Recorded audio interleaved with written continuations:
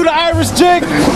Can you do the Irish jig? Can you do the Israel thing? It's a jig, man. It's a fucking jig, man. That's a jig, man. That's a jig, man. See what he said.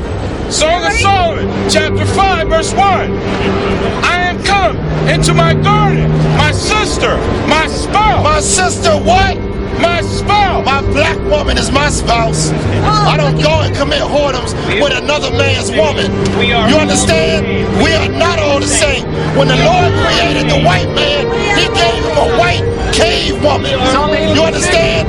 When he created the Arabs, he gave you an Arab woman. Why won't you read something? The black man, when he created you, he gave you that black woman. Why won't you read? So go deal with her, man, and stop trying to take her easy. All right, so as you can see here, this is Deuteronomy 23rd chapter, and I have Elder Menatazak read it. Deuteronomy chapter 23, verse 2. A bastard shall not enter into the congregation of the Lord, even to his 10th generation shall he not enter into the congregation of the Lord. Right, so this is the scripture that they try to use to justify their bullshit. You know, like I said, this word bastard, which you have the word here, it says mamzer here, but it's mamzar. This does not appear in the book of Ezra or Nehemiah anyway.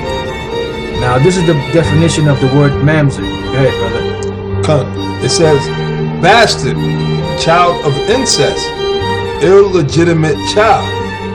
A, bastard. B, mixed population. C, born of a Jewish father and a heathen mother, or vice versa. Which this is total bullshit. All right? It's born. The face of the Indian is more gentle, even when she's become the miner's prostitute. They wearing the headpieces, they wearing the scarves, they wearing the shields. Some of them even got the 12 tribe sign that came from the knowledge, where they get the knowledge of the breakdown of the 12 tribes was from the same place, the Israelite Church of God and Jesus Christ. So they came into the school, they came into the church, they got the knowledge. There is a comprehensive, widespread consensus among anthropologists today from all subdisciplines of anthropology that the homeland of Native Americans is East Asia.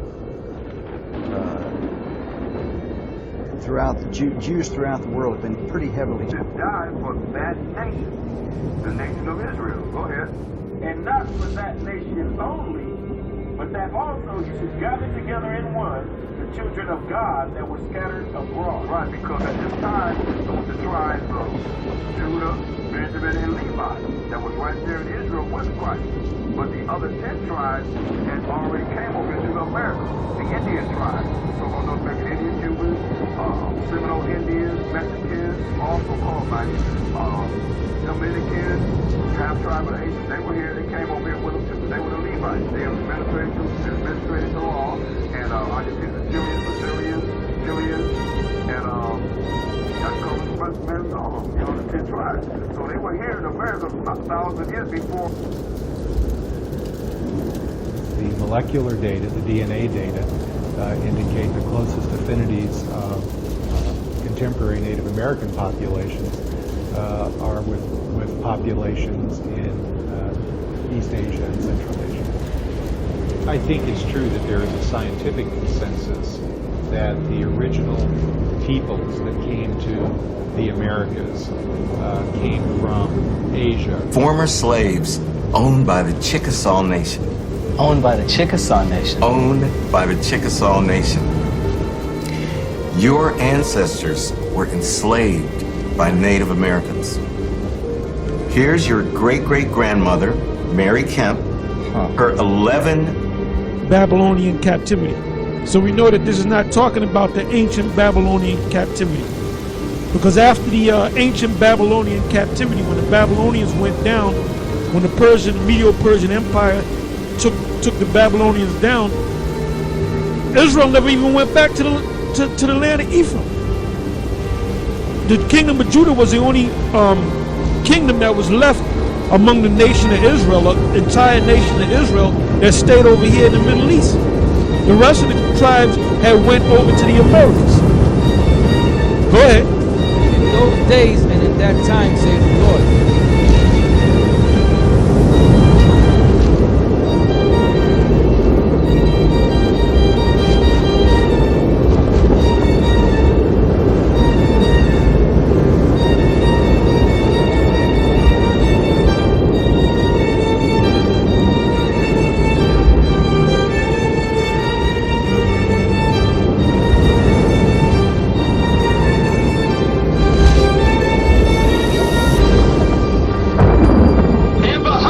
Joseph a flame. In the house of Joseph a flame. Why is it saying this? Because Israel is split up into two kingdoms.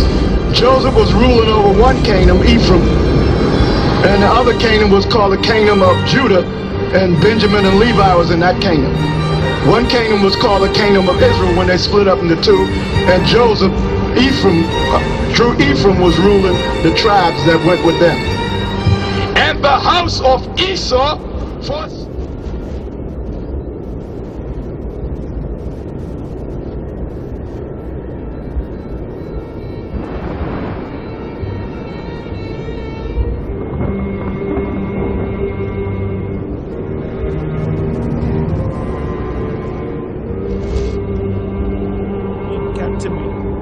because after the ancient Babylonian captivity, when the Babylonians went down, when the Medo-Persian Empire took the Babylonians down, Israel never even went back to the land of Ephraim.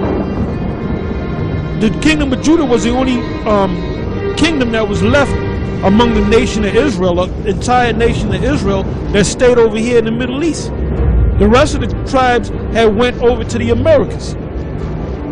Go ahead. In those days and in that time.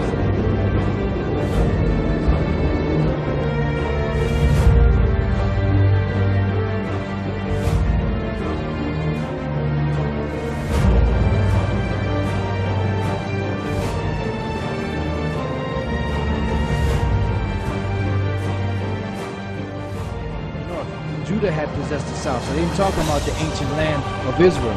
Because some knucklehead might come up and say that, but let's go back to Genesis 49:1.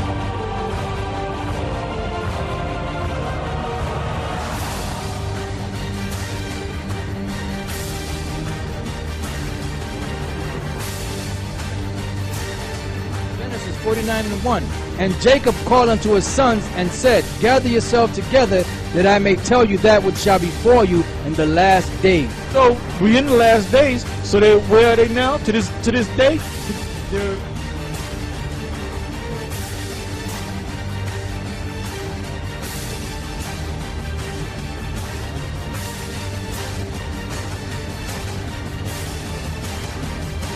Genesis 49 and 13.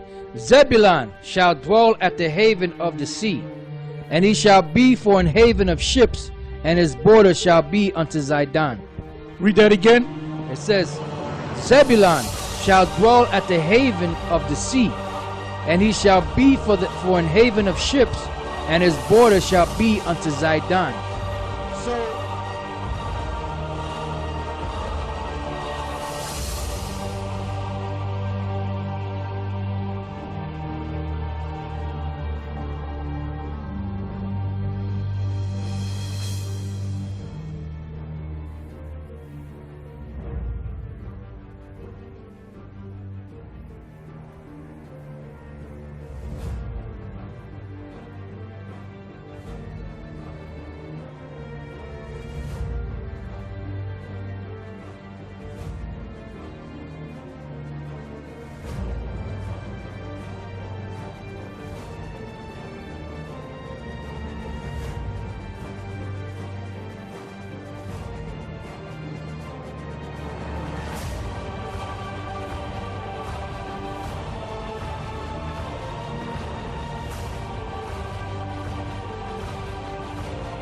important geographical location in Egypt is the Suez Canal. 2 million barrels of oil pass through the canal every day, bound for the U.S., Europe, and Asia. Without the canal, tankers would have to go around the Horn of Africa, adding 8 weeks to the trip. Imagine what that would do to the price of oil. In addition, the U.S. Navy sends 12 warships per month through the canal, a key shortcut to Iraq and Afghanistan. Take a look at this.